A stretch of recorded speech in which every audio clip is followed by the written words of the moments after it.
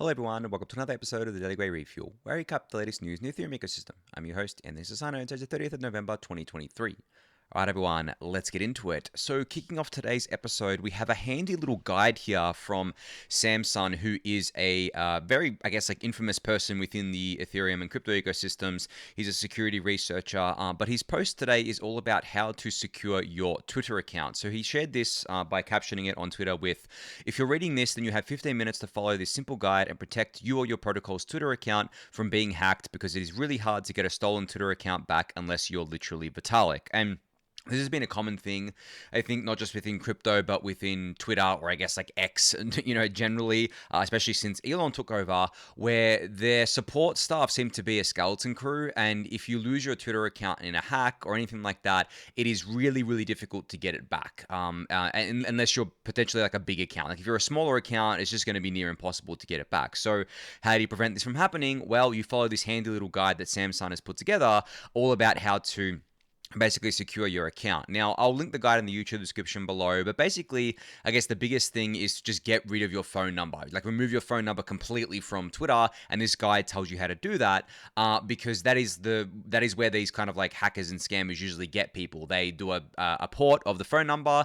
and if you're using the phone number as two-factor authentication or as a password recovery mechanism, then because they've done like a SIM swap of your phone number, they've got access to those codes, and then they get access to your Twitter account, not to mention anything else that has your phone number attached as 2FA. I think generally you should remove your phone number as 2FA from everything important. I mean, you can leave it for some things if you want to, but generally, from as much as you can, you should just remove it and use a different authentication kind of method for that, like an on-device authentication method, like Google Authenticator or something like that, because using a phone number for 2FA, as we've seen countless times before, is very bad from a security perspective, because it's unfortunately way too easy to SIM swap people, and that doesn't seem to be something that will be changed anytime soon, because of the fact that it doesn't seem like phone carriers or carriers generally care about that sort of stuff. So that's kind of like the first thing there. But then there are other things like revoking access from unnecessary apps, revoking access, or logging out of sessions on old devices, all that sorts of stuff, and obviously changing your password, things like that. But yeah, you can check this out.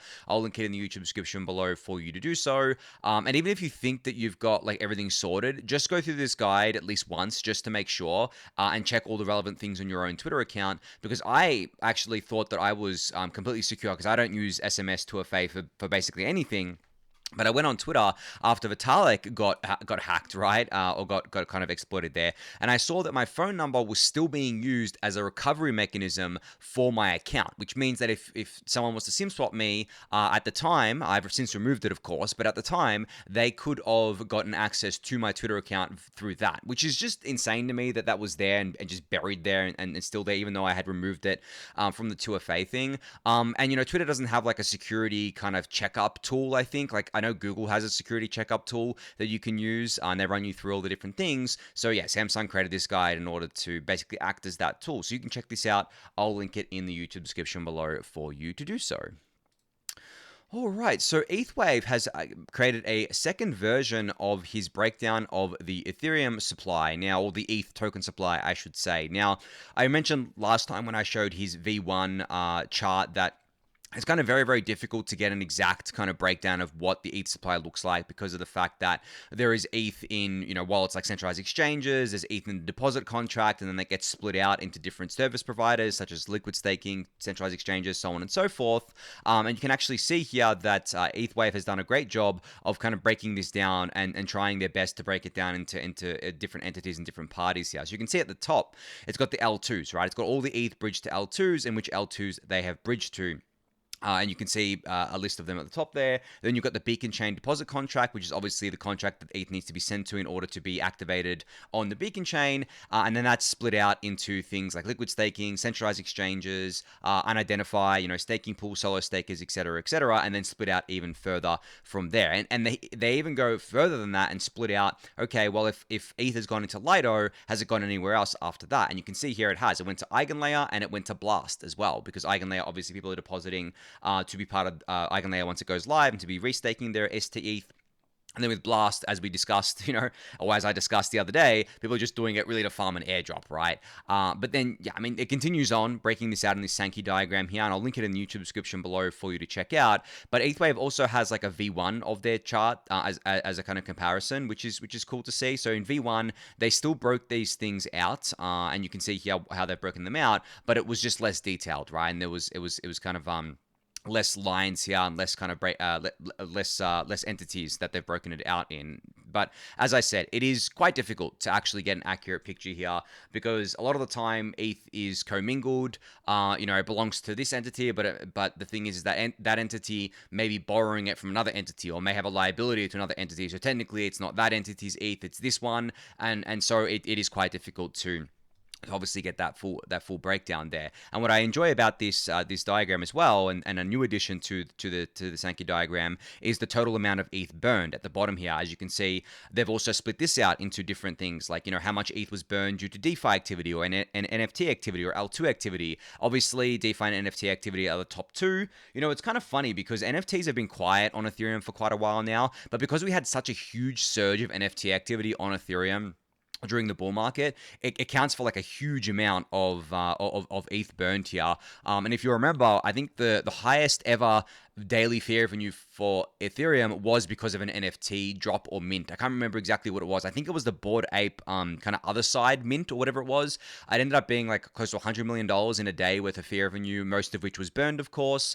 And then, of course, DeFi is number one here, but that's only natural because even today, most of the activity is just DeFi related, right? People doing arbitrage, people doing MEV generally, like front running and sandwich attacks, the toxic MEV, stuff like that. But also people just moving ETH around, right? People just speculating on chain, all that good stuff there. But yeah, it's always fun to me to see like just how much activity NFTs did on Ethereum during their kind of, I guess, like peak there. And it remains to be seen if it's going to come back. I'm bullish NFTs as a thing generally, but I think a lot of the NFT activity definitely gets pushed to layer 2s, which means that it's going to burn less ETH because it's not going to be done on layer 1. But I still think in the bull market, we're going to see some crazy stuff going on. But I guess I'm talking about like sustainable ETH burn and what kind of gets led to from that there. But anyway, you can check out this Sankey diagram from ETHWave. I hope they continue to work on this and continue to kind of like identify different entities here and maybe make a V3 of this diagram, because I think it's quite important to see just how distributed ETH is and the ETH supply is and where it actually sits and kind of what people are doing on chain. I mean, for anyone paying attention, we already kind of, we know what people are doing on chain, right? There's a large amount of ETH in staking, there's a large amount of ETH in L2s and on centralized exchanges. But beyond that, like if you're breaking it down even further than that, it's kind of difficult to get a good picture of it. And this, I guess, diagram acts as a really great picture for that. So yeah, you can go check that out. I'll link it in the YouTube description below, as well as ETHWave's little tweet thread here with a bit more information, which I'll also link for you guys. All right, so Rocketpool has a brand new website today. So you can go to rocketpool.net and see this new website. Honestly, I love the design of this website. It is super cool. It reminds me a little bit of the Ethereum.org website with all the different kind of artwork here and just the general overview and design of it. And it looks a lot more professional as well, while still keeping with the Rocketpool branding. The kind of patented or trademark orange that Rocketpool is known for.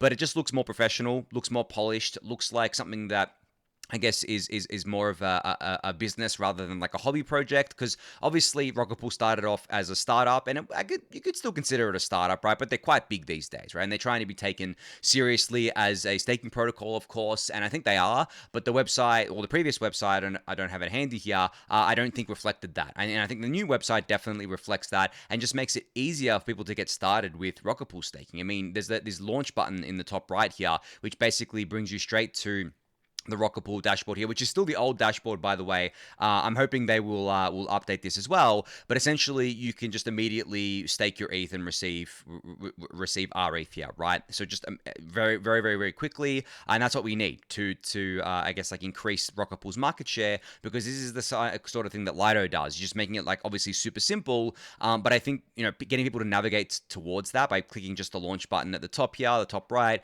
and making it like it's 2 or 3 clicks to get started staking is the holy grail. Because I mean, I talk about user experience a lot on the Refuel, and I talk about how I think that we need to get to the world where it's really 2 to 3 clicks to do anything within crypto for us to reach mass appeal. But that doesn't just go for things like like wallets, for example. It also goes for websites. At the end of the day, like this is the first thing that people see when they come to your website. They see something that's called above the fold. So they see this part, which is, before they scroll down, there's obviously more information if you scroll down, but this is what they see. Every single user, or every single person that comes to rocketpool.net, this is what you see. So if this is the first thing that they see, and this is the top of the funnel of kind of, I guess, potential customers, you need to basically state what you are and then make it easy for them to get involved. So obviously they're stating what they are: stake your ETH, earn rewards, and help secure Ethereum. Really nice tagline right there, and a couple of links for more information like liquid staking and node staking, and some nice artwork to go along with it, which I really appreciate. And then you have the menu items at the top, obviously, but then you've got the big launch button, the big orange launch button, which is that call to action. It's the way to get people to get started with Rocketpool. I think the Web 2 world looks a lot like this. If you go to a lot of Web 2 websites, I think this is also why a lot of websites consolidated, because Shopify, for example, the e-commerce website, there is so much e-commerce just running on Shopify alone, and I would say that like most of the sites that I ever go to that are run on Shopify, they look pretty much the same. And I don't think that's a bad thing, because once you have consistency, you have predictability for customers, where the customer comes and they basically expect it to be like that. And then because they expect it to be like that, it's very easy for them to navigate around it and very easy for you to land that customer. Same is true for crypto or anything, really. If we can make the crypto websites look more like the Web 2 counterparts in terms of ease of usability, in terms of user experience, then we stand a much better, chance of getting these people or converting these people into quote unquote customers, right? Or users of the system. So yeah, just figured it was great to see Rocketpool's new website today and kind of dive into a little bit about why I think that it's critically important for websites within crypto to look like this, and to make sure that they're targeting customers in the right way and make sure that they're making it obvious to customers exactly what they are. And I think Rocketpool has nailed it here. So you can go check out this new website for yourself. I'll link it in the YouTube description below for you to do so. All right, so Gitcoin Grants round 19 has finished, and a total of $600,000, or just over $600,000, was donated part of this round. Over 300,000 donations were made by 44,000 unique donors, with a matching pool size of 1.1 million. So just great to see more stuff being funded here. I think that it's funny because while it's great to see more stuff being funded here, the more money that goes towards these things and the more attention stuff like Gitcoin Grants gets, and Optimism's retroactive public goods funding gets, the more, I guess, questions start being asked about what is a public good, or what deserves funding. And this is a huge question. And it may seem simple. You may say to yourself, okay, well, a public good is something that is basically open source. It's free. The people that are creating it or maintaining it haven't gotten like VC funding, are independent developers, right, or independent people, and they're just doing it for the public good. But that's so, I guess, like binary and lacks so much nuance. And I'll give a few examples here. This is actually a broader topic that I wanted to talk about today, so I'm going to spend a little bit of time on this. And you can skip ahead if you don't want to listen to me talk about public goods again. There's timestamps, of course. But the broader discussion here comes to the fact of, okay, well, if we agree that public goods can also have private funding, right? So for example, if you agree that something is a public good, so let's take L2 Beat as an example here, just because I've actually got an L2 Beat tab open. So L2 Beat has taken private funding before. I participated in one of their funding rounds as an angel investor. Now, for me personally, I didn't invest in them as a kind of thing where I was like, I invest in this team and then I'm going to make like 100x. I'm going to make so much money. No, for me, it was actually a donation. I honestly invested in them because I think L2 Beat is an incredible resource, and I think it's critical for L2 Beat to exist. But some other people will say, well, because L2 Beat got private funding, they shouldn't be eligible for funding from Gitcoin Grants, or they shouldn't be eligible for funding from the retroactive public goods funding from Optimism. And I push back on that because I don't think that should be the case. I think that you should be able to, as a potentially non-commercial enterprise, get money from wherever you can get money from, especially if you're a non-commercial enterprise. Now, it remains to be seen if L2Beat doesn't later commercialize and start making products that they sell to customers, so on and so forth. But at the end of the day, it should be on the individual to choose which projects they actually want to fund, right? And which projects they consider worthy of their money to donate to.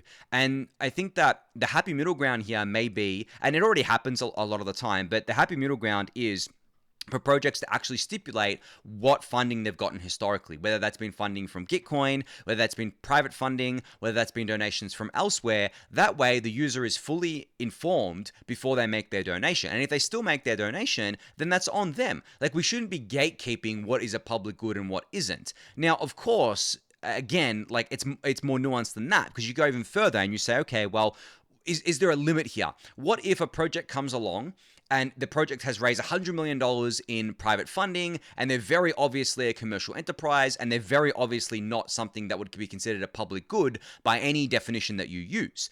And I'm not going to name names here because I don't want to pick on any projects in particular, but there are projects like that.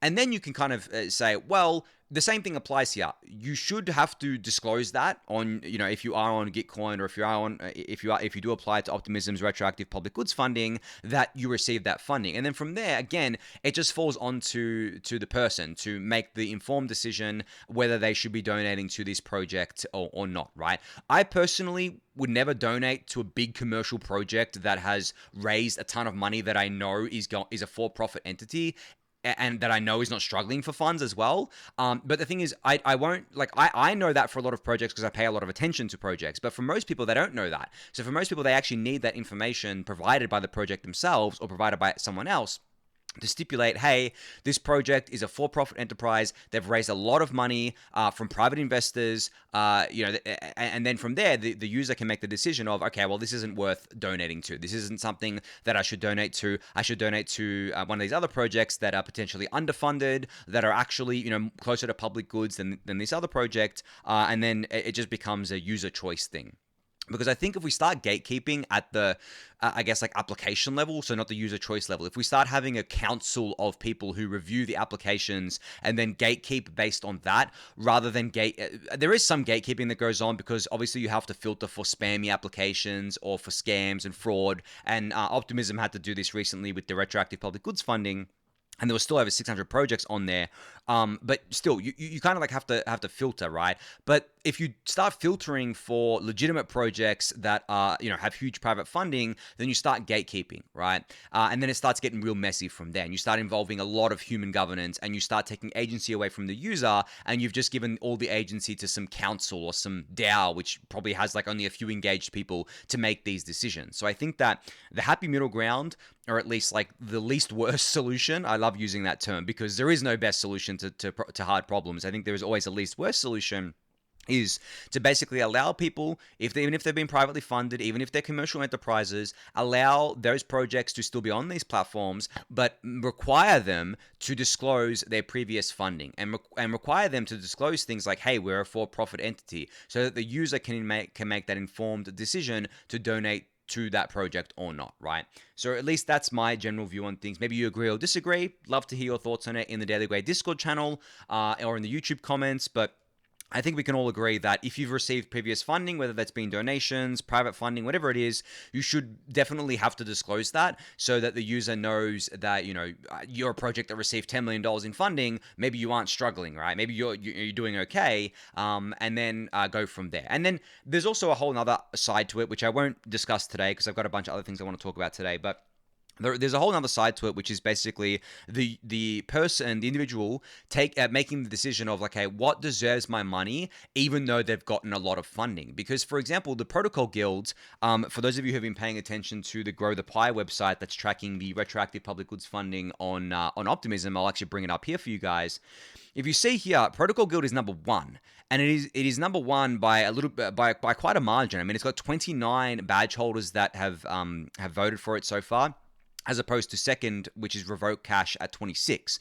Now, the reason I bring up Protocol Guild is because the Protocol Guild has received a lot of funding in the past already. It's over, I think, $12 million has been donated to the Protocol Guild, and you can see that on chain. And then over 500,000 OP has also been donated to Protocol Guild in the previous two retroactive public goods funding rounds. But the thing is that you have to actually unpack what this project is. Because the Protocol Guild, as I'm sure all of you know, is not one entity. It's not one person. The Protocol Guild is an entity that distributes funds to over 100 Ethereum core developers and researchers.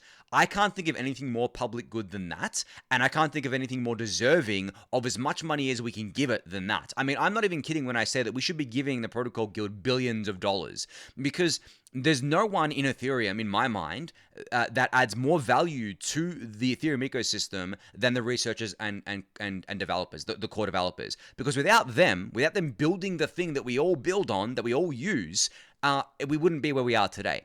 We wouldn't have had the merge, right? We wouldn't have had all these upgrades that are coming. The roadmap is not going to get executed on, and Ethereum is not going to be a chain that people are going to want to build on. It's not going to be something people have confidence in, and then everything else falls apart. So I can't think of anything better than Protocol Guild to give money to. But then you can look at other projects or look at other things. So for example, I'm going to use myself as an example here. I thought about this for a long time, but I ended up applying to retroactive public goods funding round 3 here, and I'm eligible now. To be eligible for funding, you needed at least 17 ballots. I'm in 18 right now, and I am number 25 out of the over 600 projects ranked by ballot count here.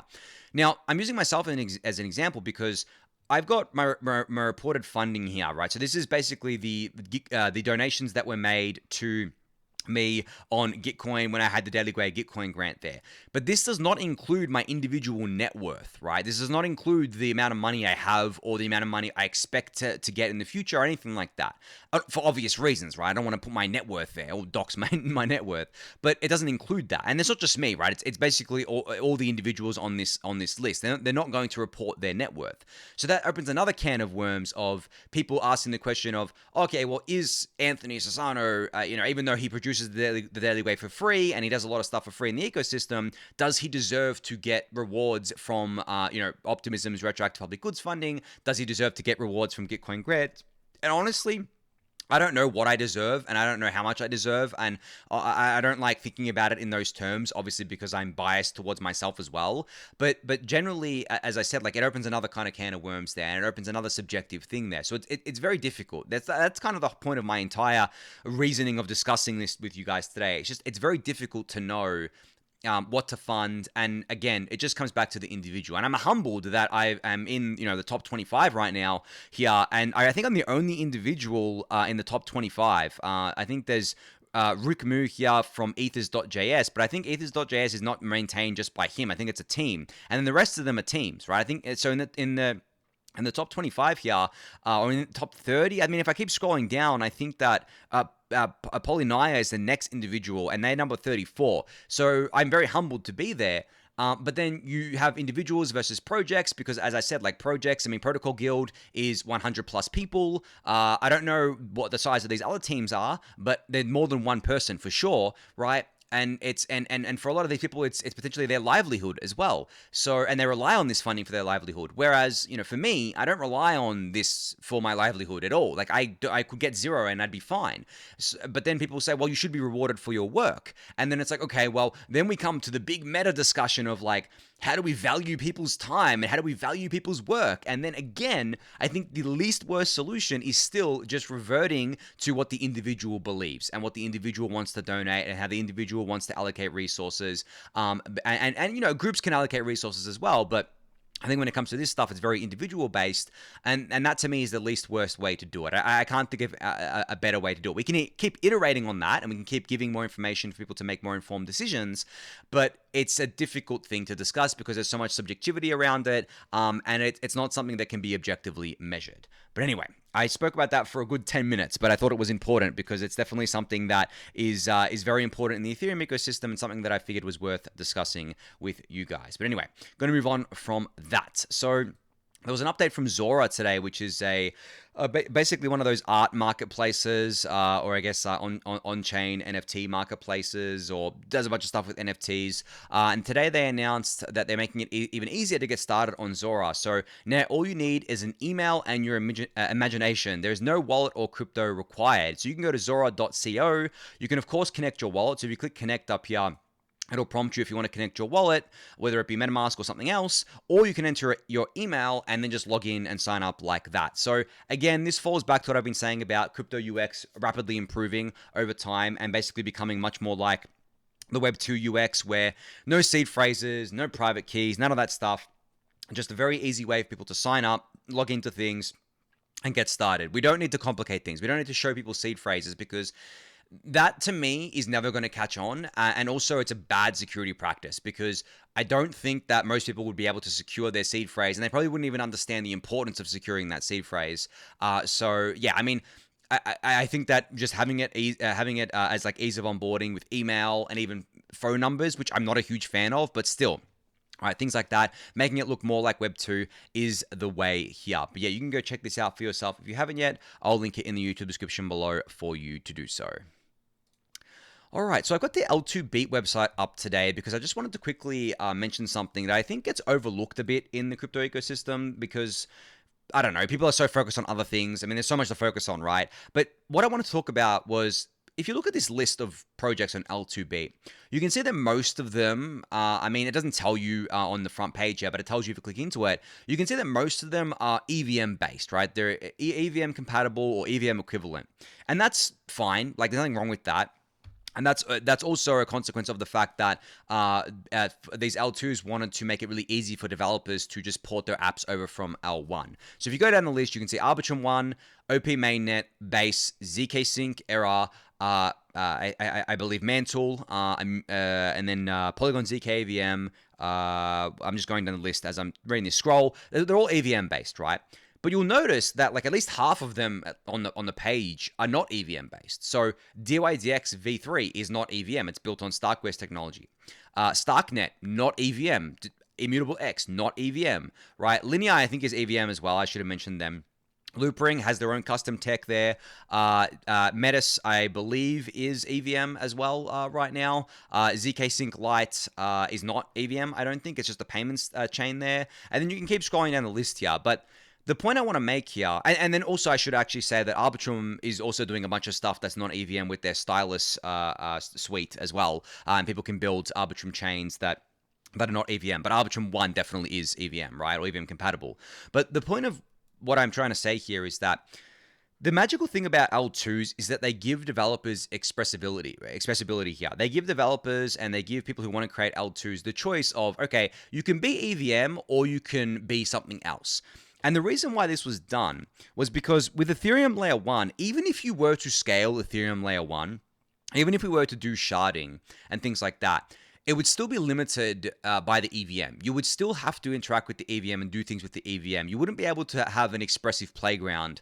And as a consequence of that, before L2s came to the scene, we saw a lot of these other L1s spin up, right? And they actually used technology that wasn't the EVM. And then we had the wave of EVM L1s, of course. But and they ended up being the biggest, funny enough. But, you know, we had these other L1s out there, and we still do today, that aren't just copying Ethereum, that aren't just EVM, right? Things like Polkadot and Cardano and obviously Solana. And then I'm just going down the list here. A bunch of others out there. I mean, Aptos, Say, Sui, all these things, right? They're not like EVM first. They're trying to build their own thing. And that's great. And that's awesome. But I think that what Ethereum has done over the past couple of years is basically said, okay, well, people want to do this, so let's just get them and allow them to do that at L2. It can't happen at L1 because L1 is not being optimized for this sorts of stuff. L1 is trying to be a settlement layer. It's trying to be reliable and secure. And it's very, very slow moving. Okay, so let's push this to L2. And then in L2, people can do whatever they want. And that's what's actually been happening. There are so many L2s now. There are so many different L2 stacks. As I said, like Arbitrum 1 is EVM, but Arbitrum has an entire stack dedicated to other things that aren't EVM. And there's new projects coming online all the time that are targeting things that aren't EVM. And not to say that the EVM is necessarily bad. I mean, it's not the best tech out there, and it has a lot of issues. But at the same time, these L2s can also improve on the EVM. They can actually make the EVM better than what it is on L1 through things like, you know, doing things like local fee markets, doing things like parallelization. These things have been discussed for years in the Ethereum community, but we didn't do that at layer 1 because we pushed everything to layer 2. I mean, to implement local fee markets on layer 1 Ethereum would be a massive lift, and it would break things, to be honest, because Ethereum has been alive for a very long time without local fee markets, and it would potentially break a lot of things. And then also parallelization is a huge engineering and research effort, which is much better done on layer 2. And those are both really, really great features. And, you know, to Solana's credit, it has those features. And I'd love to see those features implemented on layer 2s on Ethereum. And even other layer 1 EVMs like Monad, for example, they're building a layer 1 EVM, but they've made it they've paralyzed it. Now, there's no reason why this can't be ported to layer 2s either. So all of this effort collectively allows us to do things with creating an EVM that's better than the layer 1 EVM, but also creating other ecosystems that are non-EVM, which I think is pretty exciting, and I think is like the biggest draw of the L2 ecosystem is that we get like a Cambrian explosion of developments. We get to keep it in the Ethereum ecosystem, and we get to eventually, once these rollups and L2s decentralize properly, get to a point where they actually inherit Ethereum security and decentralization, and they just act as an extension of Ethereum block space, rather than just more L1 spinning up and being insecure and not being great for the user generally there. But yeah, hopefully that resonates with you guys, but just something I wanted to discuss today.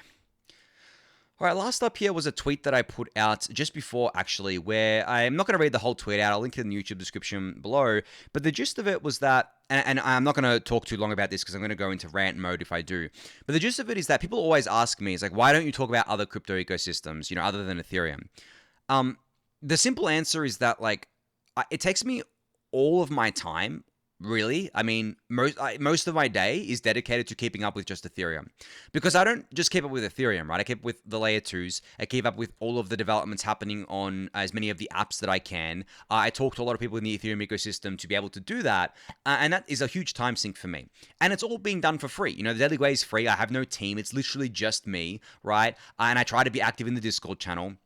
I try to do, I have a fiance as well, right? I try to spend time with her. I have other things that I enjoy doing. So that is really the reason why I just focus on Ethereum, at least the main reason. The other reason is that I enjoy the shit out of Ethereum, and honestly, like, Ethereum is the most exciting thing in crypto to me. But the main reason is just I don't have the time. Like, I can't go into other ecosystems and start from the ground floor on those and still be able to keep up with Ethereum and still be able to do the Daily Gwei. So if the choice is between doing the Daily Gwei and keeping up with other ecosystems, I'd rather just do the Daily Gwei. It's just so much easier for me to do and so much simpler and also so much more fun. And I also said in my tweet here that I find it insane that I even have to explain this to people, because no one calls like an Apple engineer an Apple maxi just because they spend their time working on Apple products and services and don't focus on other tech ecosystems, for example. That's just what they spend their time doing. That's what they enjoy doing, and no one faults them for it. No one calls them that. But in crypto, for some reason, you're called an ETH maxi or a XYZ chain maxi or whatever it is if you're just focused on one ecosystem. And it's and I think that it's really a crypto Twitter thing. It's definitely not something that I really hear in real life, to be honest. I think crypto Twitter is just the whole kind of other thing. You guys have heard me rant about that enough. But yeah, just generally find it insane that I even have to say these things to people. I think for you guys watching and listening to the review, I probably don't have to spell it out for you. But for so many people on crypto Twitter, it's just insane to me. And I get these replies all the time. It's like, you're an ETH maxi because you don't cover anything else.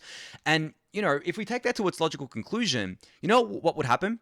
Let's just say I started covering this chain, right? Or chain Y.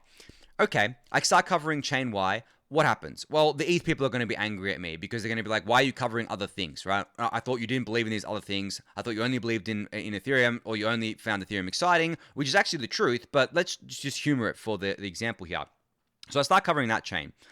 Those people on that other chain may be happy for a little while that I started covering them and paying attention to them, but then they would turn on me as well, because they'd be like, well, you're still covering this other chain. You're still covering Ethereum. And then in the midst of all that, I would get people from chain X and chain Z saying, hey, you're covering chain Y now. Why don't you cover our chains?